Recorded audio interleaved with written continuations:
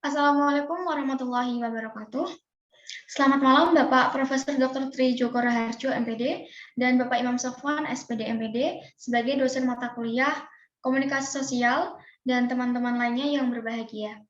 Pertama-tama marilah kita panjatkan puji syukur kepada Allah Subhanahu wa taala karena telah memberikan rahmat kesehatan dan keselamatan sehingga kita dapat berkumpul dan melaksanakan kegiatan pembelajaran melalui presentasi di kesempatan kali ini. Di sini kami dari kelompok 3, di sini kami dari kelompok 9 akan mempresentasikan hasil diskusi dari kelompok kami. Adapun topik yang akan kami bahas adalah mengenai prinsip-prinsip komunikasi antar budaya. Sebelumnya, izinkan saya memperkenalkan terlebih dahulu nama anggota dari kelompok kami.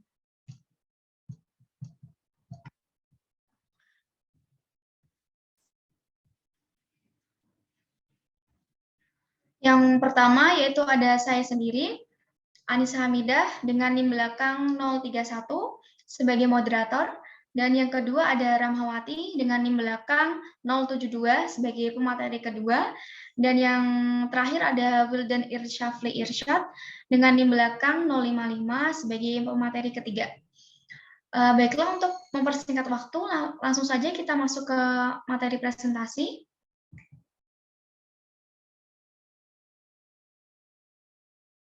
Yang pertama yaitu mengenai pengertian komunikasi. Di sini saya akan menjelaskan terlebih dahulu mengenai pengertian komunikasi. Jadi apa itu sih komunikasi? Jadi komunikasi adalah proses pemindahan pesan dari komunikator kepada penerima atau bisa disebut dengan komunikan. Komunikasi merupakan aktivitas dasar manusia. Dengan berkomunikasi, manusia dapat saling berhubungan satu sama lain, baik dalam kehidupan sehari-hari, di rumah tangga, di tempat pekerjaan, di pasar, dalam masyarakat, atau di mana saja manusia berada. Tidak ada manusia yang tidak akan terlibat dalam komunikasi. Komunikasi itu sangatlah penting bagi kehidupan manusia. Berkembangnya pengetahuan manusia dari hari ke hari karena adanya sebuah komunikasi. Komunikasi juga membentuk sistem sosial yang saling membutuhkan satu sama lain, maka dari itu komunikasi dan masyarakat itu tidak bisa dipisahkan. Kemudian, untuk penjelasan materi selanjutnya akan dibahas oleh teman kami, Ramawati. Waktu dan layar dipersilahkan.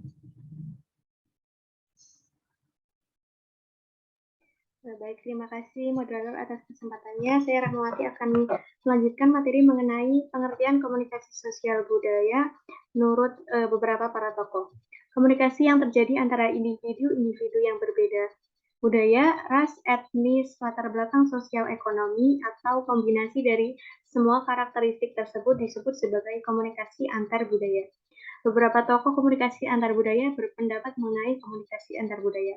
Di antaranya yang pertama ada Andrea L. Rich dan Dennis M. Ogawa. Tokoh tersebut mengemukakan komunikasi antar budaya merupakan komunikasi antar individu yang berasal dari budaya yang berbeda seperti suku, ras, dan kelas sosial. Lalu yang kedua, ada menurut Samovar dan Porter menegaskan bahwa komunikasi antar budaya terjadi ketika pengirim dan penerima pesan dengan berbagai latar belakang budaya saling bertukar pesan. Lalu yang terakhir, menurut Charlie Dutt, komunikasi antar budaya melibatkan komunikasi dengan partisipan yang melambangkan personal, interpersonal, atau kelompok, serta tekanan pada variasi latar belakang budaya yang mempengaruhi perilaku komunikasi partisipan. Next slide. Baik, selanjutnya ada tujuan dari komunikasi antar sosial budaya. Komunikasi antar budaya ini bertujuan untuk meningkatkan pemahaman dan keakraban antara orang-orang dari budaya lain. Komunikasi antar orang-orang dari berbagai budaya seringkali melibatkan pemahaman yang salah, padahal hal tersebut merupakan suatu pengalaman yang lazim. Sekian penjelasan dari saya kembalikan ke moderator. Baik, terima kasih kepada Ramawati atas materi yang telah disampaikan. Untuk penjelasan materi selanjutnya akan disampaikan oleh Wildan. Waktu dan layar dipersilahkan.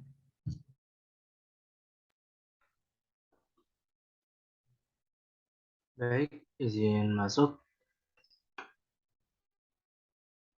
Prinsip-prinsip komunikasi sosial budaya.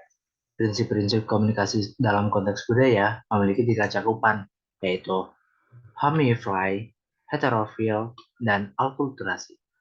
Next slide, please. Untuk penjelasannya sendiri, homify dapat diartikan sebagai tingkat kesamaan di antara dua penerima komunikasi karena komponen budaya yang sama, seperti kepercayaan, tingkat pendidikan, ataupun status sosial.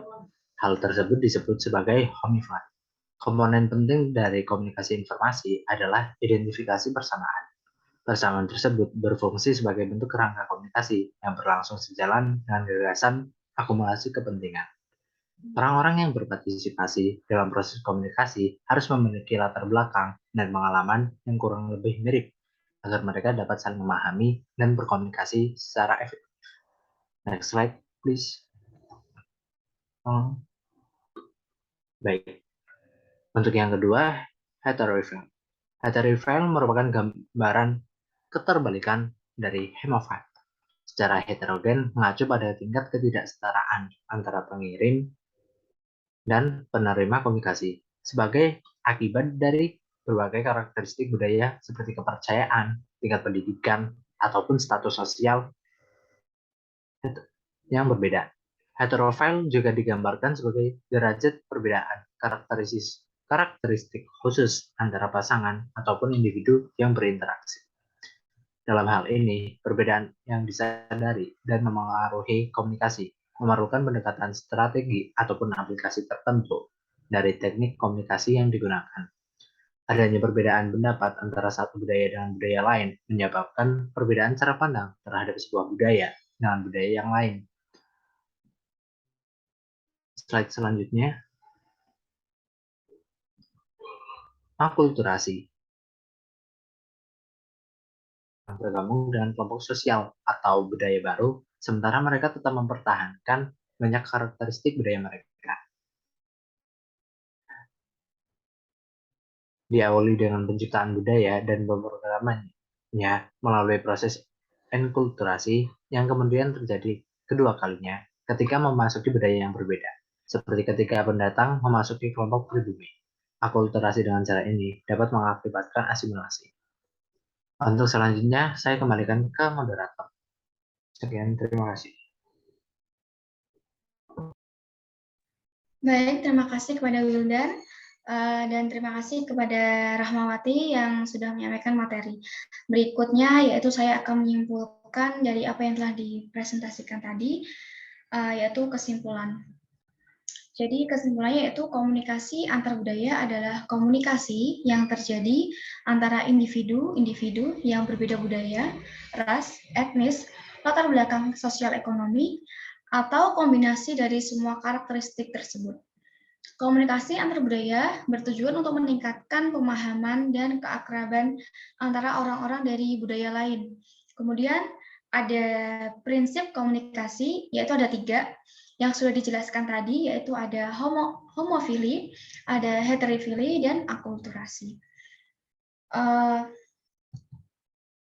Baik, sekian presentasi dari kelompok kami. Saya sebagai moderator dan perwakilan dari kelompok 9 mohon maaf atas kekurangannya dan terima kasih untuk perhatiannya. Wassalamualaikum warahmatullahi wabarakatuh.